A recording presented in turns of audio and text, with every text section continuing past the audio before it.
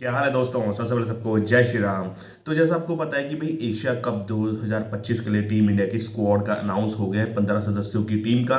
और 5 जो है एज ए बैकअप प्लेयर भी उन्होंने चुने हैं बीसीसीआई ने। लेकिन इस सिलेक्शन में एक सबसे बड़ा 2-3 खोट है, वो आगे वीडियो बनाऊंगा, लेकिन सबसे बड़ी प्रॉब्लम एक खोट है, वो है श्रेयस अय्यर का ना होना। जी हाँ, सबके सब क्रिकेट फैंस भी इसकी आलोचना कर रहे हैं। प्लस अब तो कुछ प्लेयर और जो इंडिया के कुछ जो है एक्स क्रिकेटर या फिर पूर्व कोच भी है अब इसमें आलोचना करने में आगे आ रहे हैं। और यहाँ पर सबसे पहले नाम देना चाहूँगा इंडिया के 2024 जब जीती थी वो चैंपियंस ट्रॉफी, तब वहाँ पर असिस्टेंट कोच थे अभिषेक नायर।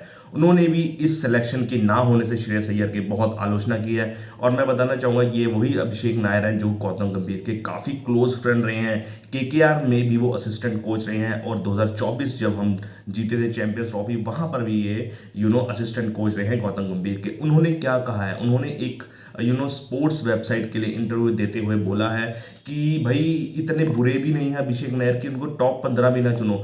अगर हम टॉप 15 में नहीं चुने, लेकिन मुझे उन्होंने कहा है कि हैरानी की बात हो रही है आप टॉप 20 यानी कि रिजर्व में भी नहीं उनको चुना। बहुत बड़ी बात है उनको रिजर्व में ना चुनना।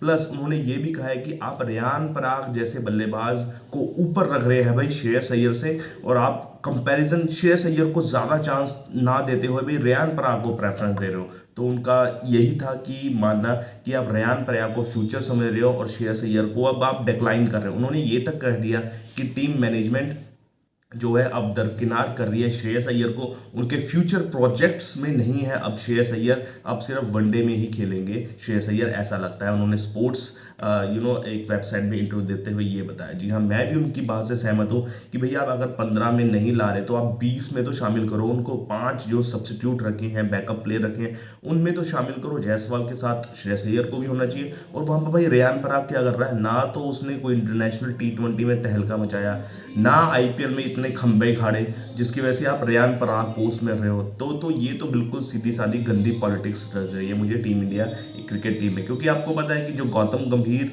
और जो श्रेयस अय्यर के थोड़े से रिश्ते थोड़े से अच्छे नहीं है। प्लस श्रेयस अय्यर और बीसीसीआई भिड़े हुए हैं, जिसकी वजह से उनको फ्यूचर में भी और अभी भी नुकसान झेलना पड़ रहा है। आपको पता है कि 1-2 साल पहले थोड़ा बीसीसीआई का कॉन्ट्रैक्ट उनसे सस्पेंड हो गया था, जिसकी वजह से वो ना टेस्ट मैचेस, ना वनडे और ना T20 खेला था। लेकिन कुछ टाइम बाद वो सस्पेंशन जो है विड्रॉ हो गया था, तब वो खेल पाए थे। लेकिन इस सिलेक्शन के ना होने से भाई अभिषेक नायर ने इतनी बड़ी बात कह दी है कि वो अब फ्यूचर प्लान में नहीं हो सकते टीम इंडिया के, बल्कि उससे आगे रेहान पराग हैं। ये भी वही मजाक वाली बात है, रेहान पराग को चुनना उनके ऊपर श्रेयस अय्यर के ऊपर बहुत बेकार बात हुई है। अगर श्रेयस अय्यर की बात करें ना, 2023 दिसंबर में ऑस्ट्रेलिया के खिलाफ T20 मैच खेला था उन्होंने 2 साल पहले। और अगर हम रिसेंट फॉर्म की भी बात करें तो टॉप नॉच फॉर्म रहा भाई। और 15 साल बाद उन्होंने पंजाब किंग्स 11 को भाई फाइनल तक का राह पहुंचाया, ना केवल बैटिंग के साथ बल्कि कप्तानी के साथ भी बहुत अच्छा किरदार निभाया। अगर बात करूंगा इनकी रिसेंट फॉर्म की आईपीएल में, उन्होंने 50 की औसत से भाई बेहतरीन 50 की औसत से 604 रन बनाए हैं पंजाब के लिए। और अगर स्ट्राइक रेट भी देखो भाई 175 का स्ट्राइक रेट है भाई, और 39 छक्के भी मारे हैं। तो आप एवरेज भी 50 का है उनका, ठीक है, और आपको 39 छक्के भी मार के दे रहे हैं, प्लस आपका स्ट्राइक रेट 175 का और 604 रन भी मार के दे रहे हैं भाई। और क्या करे वो, और अपनी जान भी दे दे क्या, इतनी अच्छी परफॉर्मेंस होने के बावजूद भी दरकिनार किया। तो अभिषेक नायर ने सही कहा कि ये कुछ ना कुछ गड़बड़ी लग रही है, पॉलिटिक्स हो रही है, कुछ ना कुछ हो रहा है भाई, जिसकी वजह से भाई श्रेयस अय्यर को दरकिनार करा गया और रेयान पराग को लाया गया। ठीक है ना, तो आप कमेंट डाउन कीजिए भाई गंदी राजनीति हुई या नहीं हुई। तब तक के लिए मिलते हैं अगली वीडियो में। तब तक के लिए मेरी चैनल्स को लाइक शेयर सब्सक्राइब कीजिए। तब तक के लिए जय श्री राम। Okay, bye.